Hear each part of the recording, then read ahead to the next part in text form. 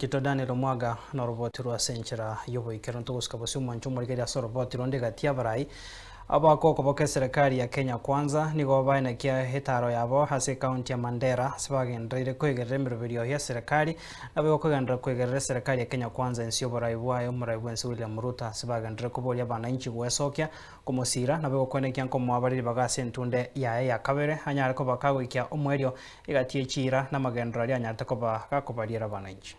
Somo vipi? Fresh term, si ndio? Sasa nasikia mwingine anasema watu wa mlima, ile si mlima. Hiyo si mlima iko hapo. Na wale watu wa mlima mumesikia dadangu Jane amesema wako na maji, wako na stima, wako na barabara, wao hawataki.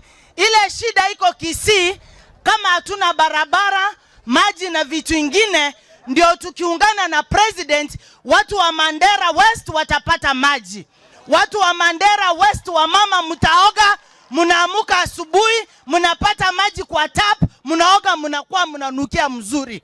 Watu wa Mandera usiku mnawakisha stima, mnaonana moja kwa moja ama namna gani? Wale watu wengine hawataki stima kwa sababu wako na stima. Mimi Donya kutoka Kisii nimesikia hapa mko na asali.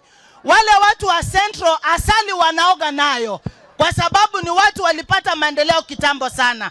Mimi nawasihi kwa umoja na kwa nguvu na kwa mapenzi ya Mwenyezi Mungu tushirikiane na William Samoei Ruto ndio tupate maendeleo ama namna gani? Mimi nilipatiwa nomination na William Ruto 2013 mpaka 2017.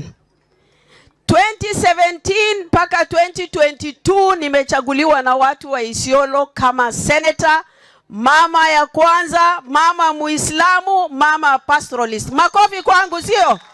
Na watu wa Isiolo na William Ruto sio? 2022 mpaka leo nimechaguliwa tena senator wa Isiolo. Hii ni serikali ya wakina mama ama si ya serikali ya wakina mama? Kina mama mtakubali, tumekataa ukabila. Nionyesheni kwa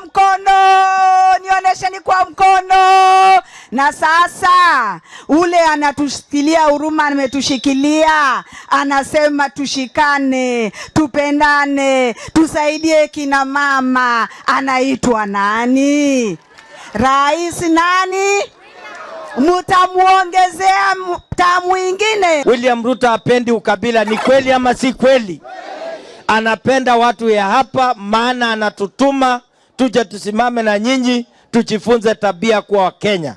Mimi nataka kusema msaliti mkabila yule akiamuka anasema jamii fulani ni wachache. Mimi nakwambia hapa Mandera hauna nafasi. Hapa Mandera watu wanasema ni 2 term. Ni kweli ama si kweli?